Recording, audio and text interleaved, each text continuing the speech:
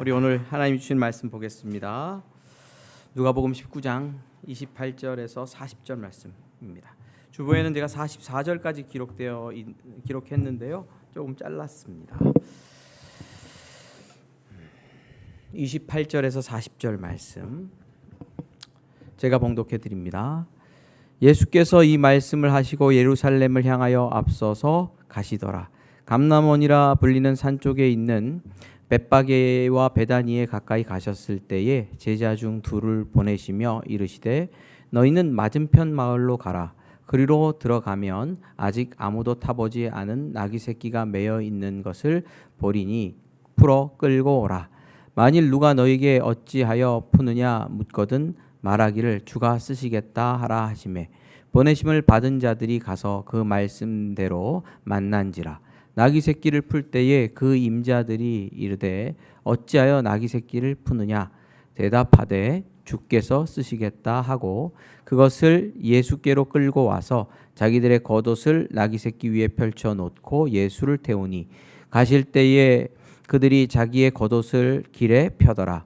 이미 감람산 내리막 길에 가까이 다 오심에 제자의 온 무리가 자기들이 본 바 모든 능한 일로 인하여 기뻐하며 큰 소리로 하나님을 찬양하여 이르되 찬송하리로다. 주의 이름으로 오시는 왕이여 하늘에는 평하여 가장 높은 곳에는 영광이로다 하니 무리 중 어떤 바리새인들이 말하되 선생이여 당신의 제자들을 책망하소서 하거늘 대답하여 이르되 내가 너희에게 말하노니 만일 이 사람들이 침묵하면 돌들이 소리를 지르리라 하시니라. 아멘.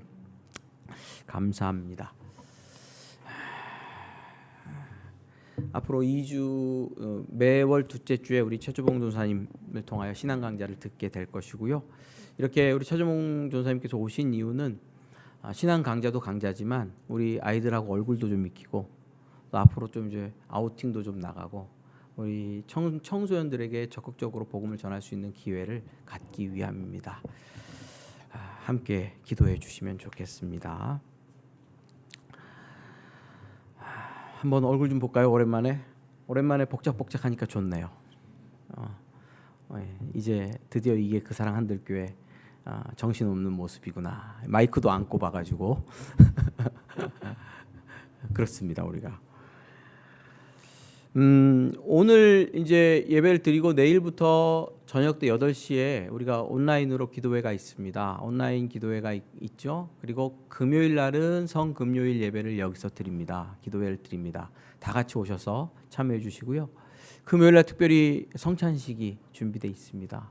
함께 오셔서 성찬에 참여해 주시고 했으면 좋겠습니다. 한 주간 예수 그리스도의 고난을 좀 묵상하고 하는 시간 되었으면 좋겠습니다. 그래서 오늘 말씀도 보통 고난 주간이 시작되는 그 주일을 종료 주일이라고 이렇게 부릅니다.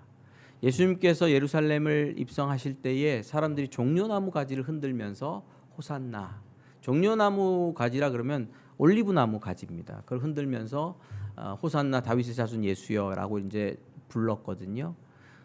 그것을 생각하면서 종료주일로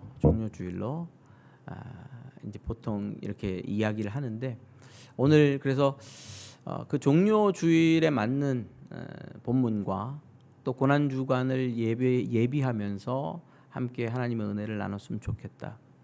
그리고 월화수목금 예수 그리스도의 고난에 관한 말씀들을 가지고 함께 묵상도 하고 함께 기도도 하고 하는 시간을 갖자. 기도의 시간은 제가 한 40분 정도 생각을 하고 있습니다. 어린이들도 함께 참여하면 좋겠다 싶어서 10분 찬양하고 10분 말씀 듣고 20분 정도 함께 통성으로 같이 기도하는 시간을 가질 예정이고요. 찬양은 이 줌이 김현덕 씨님 찬양을 인도하면 이 줌이 받아주지를 못하는 것 같아요. 그래서 너무 깨지고 소리가 그래서 유튜브로 한 2곡 정도 찬양을 하면서 진행을 할 예정입니다.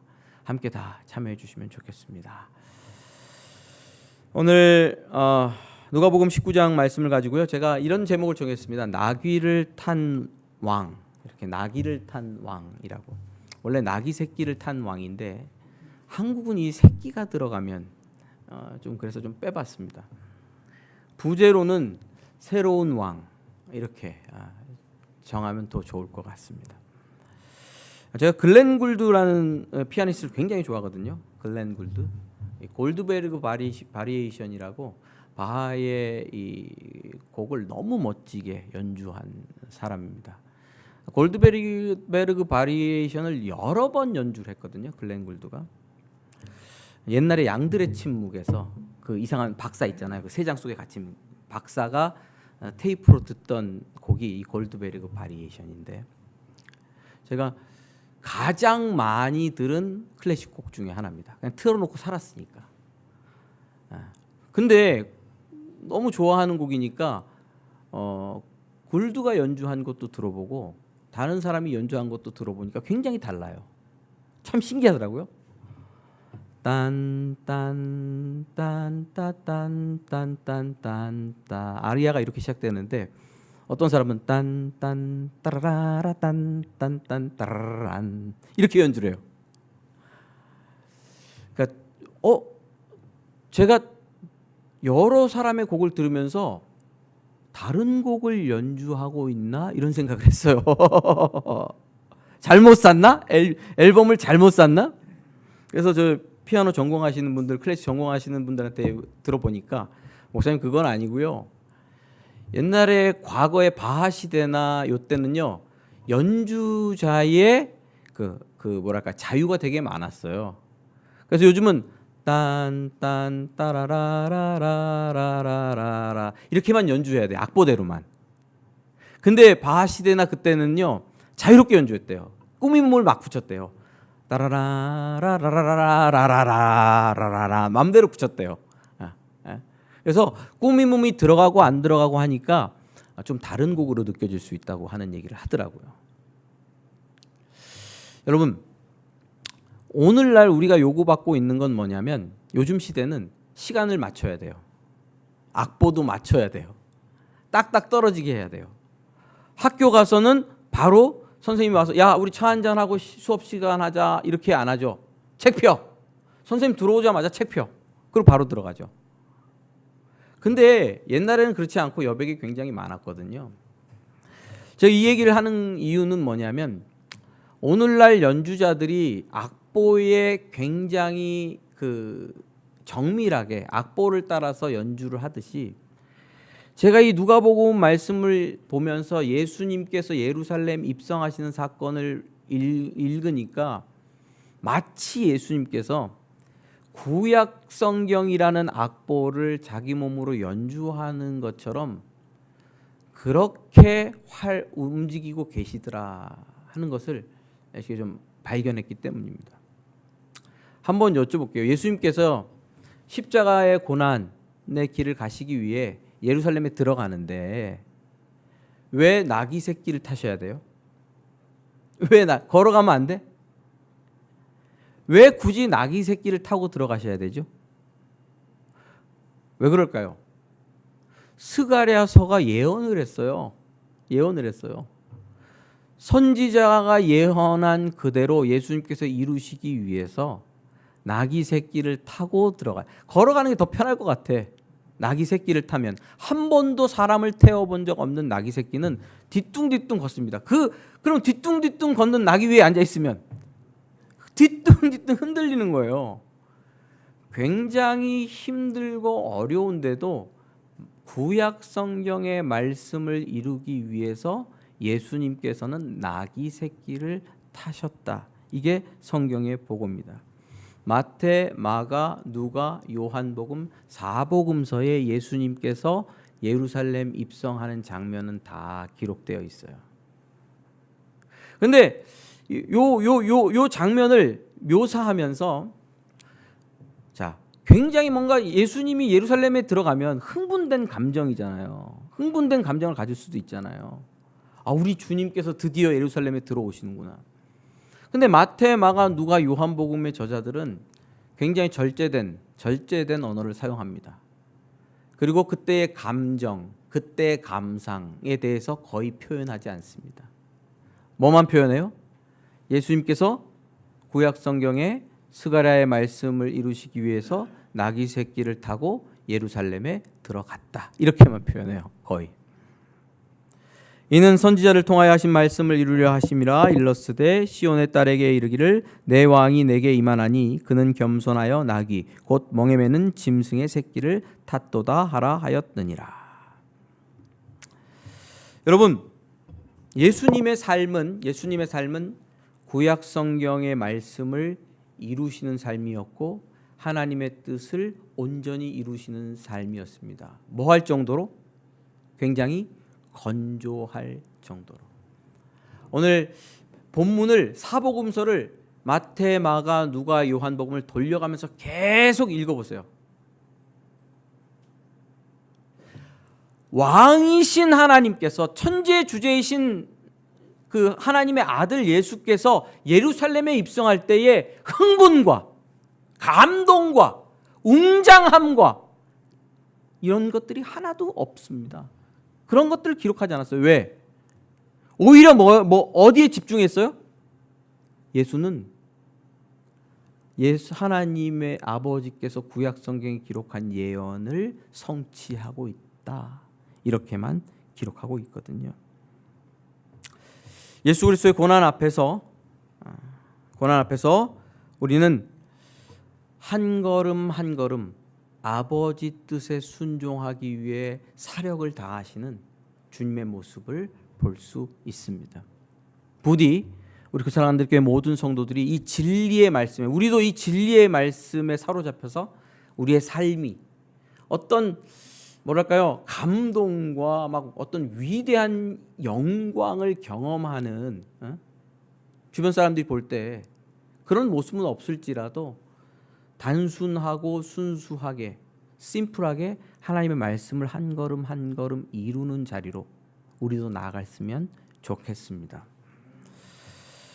또 이 본문을 읽으면서 우리가 좀 더 묵상해야 될 것은 이것입니다. 예수님께서 나귀를 타셨다는 거죠. 예수님께서는 고난당하기 전에 여러 번 말씀하셨어요. 내가 고난당하고 십자가에 죽고 3일 만에 부활할 거다. 그리고 드디어 때가 돼서 예루살렘에 가까이 오셨죠. 벳바기와 베다니에 이르러서 예루살렘에 입성하기 준비를 하시는데 제자들에게 말씀하십니다. 둘을 보내면서 맞은편 동네로 가서 보면 나귀가 묶여 있을 거다. 아직 한 번도 사람을 태워본 적이 없는 나귀 새끼. 그렇죠? 그것을 풀고 와라. 근데 풀면 그 임자가 이렇게 말할 거다. 그걸 왜 푸셔? 남의 나귀를 왜 푸셔? 그럼 너희들 이렇게 대답해라. 주가 쓰시겠다. 주가 쓰시겠다. 한마디 하라. 그리고 풀고 갖고 와라. 그런데 자 보세요. 정말로 두 명의 제자가 가서 나귀를 푸니까 임자가 얘기를 해요. 주가 왜 푸셔? 왜 푸셔? 남의 나귀를 왜 건드셔? 제자들이 말하면 주가 쓰시겠다. 그러자 임자들이 허락을 해요. 그리고 나귀를 풀어서 갖고 와요. 이 이야기를 어렸을 때부터 읽으면서 굉장히 이상했습니다. 남의 건데 예수님 마음대로 자기가 마음대로 풀어 갖고 오나? 나귀 비싼 거 아니에요? 그래도 제 레이 가격 정도는 되지 않겠습니까? 뭐 이렇게 비싼 그런 차는 아니래도 차로 따지자면 그걸 풀어 갖고 간단 말이에요. 그냥 예수님의 제자들이 예수님 또 그걸 시켰어. 사주했어. 도둑질을 사주했어. 그런 느낌이 들더라고요. 이거 뭐야? 근데 오늘 본문을 계속 읽어보면 진짜 주가 쓰시겠다 하라 라고 말하고 주가 쓰시겠다 하고 갖고 와요. 굉장히 표현이 권위적이에요. 여기서 지금 우리는 예수님께서 의도적으로 본인이 누구인가 하는 것을 드러내고 계시다는 사실에 주목할 필요가 있습니다. 예수님 누구세요? 주님이세요. 주님이란 뜻은 무슨 뜻입니까? 예수님의 제자들이 신약 성경에서 주님이라고 불렀던 것을 구약 성경으로 번역하면 여호와, 천지를 창조한 창조주, 그분이 하나님이십니다. 그럼 주님이 쓰시겠다는 뜻은 뭐예요?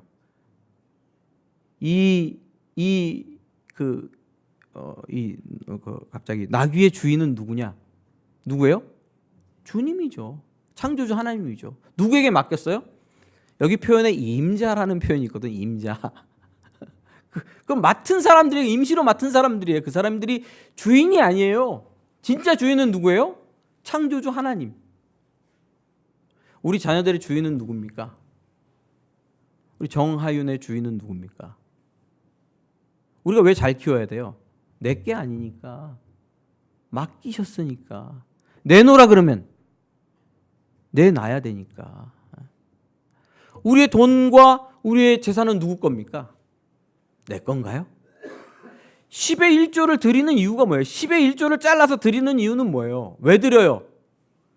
10의 1조를 드리면 1000배, 10,000배로 복을 주더라. 아니죠. 하나님께서 힘과 능력과 권능을 주셔서 이렇게 일해서 소산을 얻게 하셨습니다. 원래 이 모든 것들은 누구 겁니까? 하나님 겁니다. 다 드려야 되지만 하나님께서 10의 1조를 드리면서 표를 하라고 하셨습니다. 뭐라고요? 내 인생의 모든 것이 하나님 거다라는 것을 고백하게 하셨습니다. 그래서 내가 드립니다 라고 잘라 드리는 거잖아요. 원래 우리의 인생은 누구 거죠? 하나님 거죠. 예수님께서 나귀 임자를 향해서 주가 쓰시겠다라고 말하라고 한 이유는 종료주일에 예루살렘을 들어가는 나귀를 타고 들어가는 그분이 누구냐? 너 내 거야 라고 말하면 아무도 거부할 수 없는 주님이시다라는 거죠. 할렐루야. 그분이 주인이신 겁니다. 그분이 우리 인생의 생사화복을 주관하는 주인이십니다. 내 모든 것의 소유주가 되시는 분은 주님이십니다. 그것을 드러내시기 위해서 권위적인 표현을 쓰고 있다고 저는 믿습니다. 그리고 예수님께서는 나귀를 취하셔서 새끼 나귀를 타고 들어가셨죠. 할렐루야. 그래서 이 예루살렘 입성하는 모습 속에서 창조주의 아들, 하나님의 아들께서 예루살렘을 입성하고 계시다. 그런데 그러면 목사님 말은 안 됩니까? 말? 왜 낙입니까? 스가랴 선지자가 그는 용감하여 백마를 타고 예루살렘에 입성하느니라. 예루살렘의 여인들아 찬양하라. 이렇게 기록하지 않고 그는 겸손하여 나귀 새끼를 탔다고 기록하거든요. 왜 그럴까요?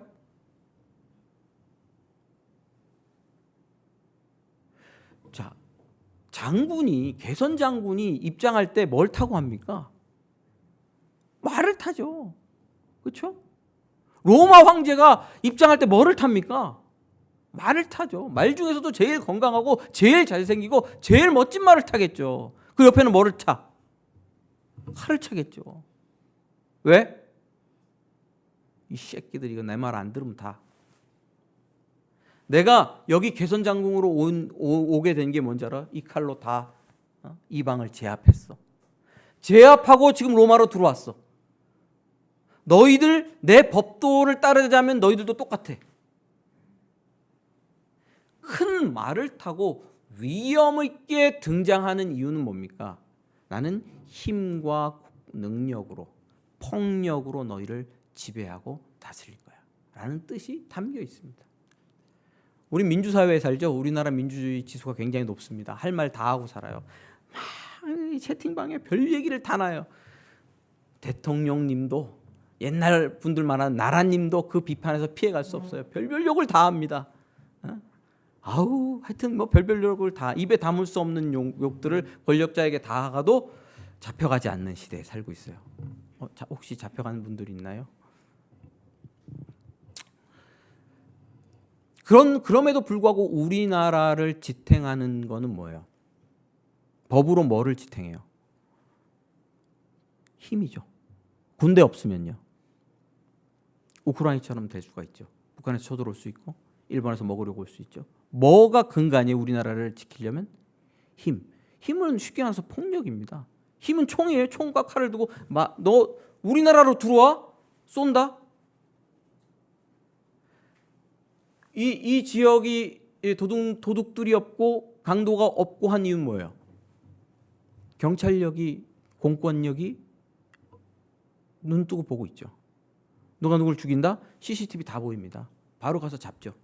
바로 가서 잡아서 감옥에 넣습니다. 힘이 이 나라를 지탱하고 있어요. 그것을 법에 의한 힘이니까 그냥 힘이라고 좋게 보지만 외부 원수들이, 우리나라 원수들이 보면 폭력이라 그러는 거예요. 우리나라에서 미사일 만들면 누가 싫어해요? 북한 사람들은 비난하고 비방합니다. 전쟁 준비만 한다. 그걸로 우리 쏘려고, 평양을 때리려고 전쟁 준비하는 저 남괴수들, 이렇게 얘기를 합니다. 그 사람들 입장에서 볼 때는 우리가 무장을 하고 군대를 키우는 것이 안 좋은 거예요. 원수라고요. 폭력을 일삼는 저 폭력배들이라고 말한다고요.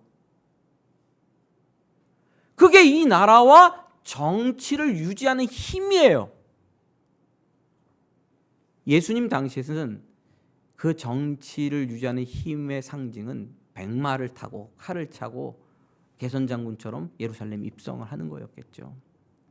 예수님은 나귀를 타셨어요. 나귀를 타면 얼굴도 잘 안 보여요. 나귀는 요만해. 높아봐야 요만해. 그래서 타면요. 나귀를 옆에 이렇게 못 탈 거예요 아마. 옆에 타면 제자들이 옆에 서서 따라가면 예수님 안 보여.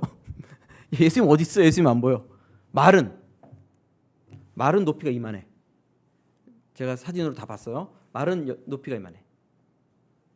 그 타면 사람이 이만큼 보여. 말 탄 사람은 올려봐야 돼. 우러러봐야 돼.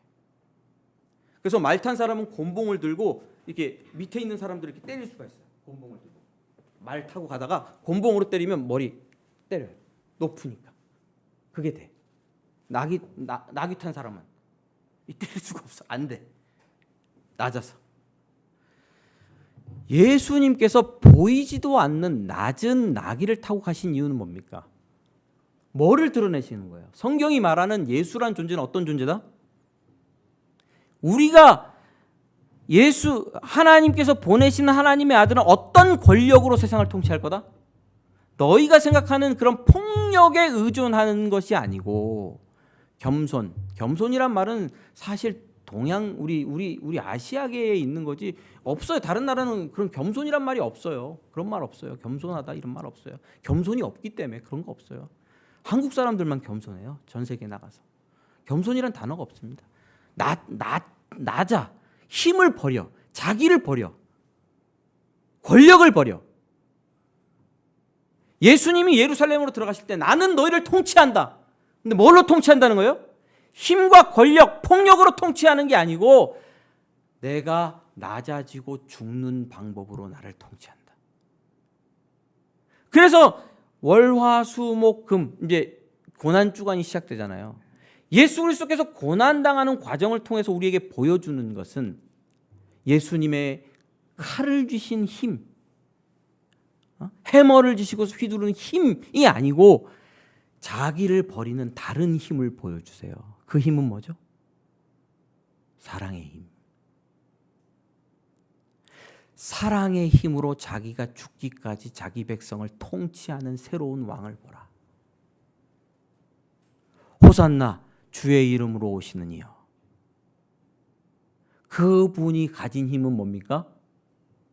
사랑의 힘이라. 뭐를 감당하는? 고난과 수치와 죽음을 감당해내는 세상 역사 어디서도 찾아볼 수 없는 새로운 힘을 너희들이 봐라. 그 힘이 자기 백성을 살리고 자기 백성에게 생명을 주고 자기 나라를 다스린다. 우리는 그 나라 백성이다. 그 힘을 의지해서 살아라. 이렇게 누가복음이 말씀하고 있습니다. 성령 안에서 오늘도 그 사랑의 힘이 우리 모든 그리스도인들에게 부어지고 있는 줄 믿습니다. 그 사랑으로 승리하시기를 바라며 그 사랑이 우리 안에 역사하고 있음을 믿으며 날마다 의지하시기를 주님의 이름으로 축원합니다.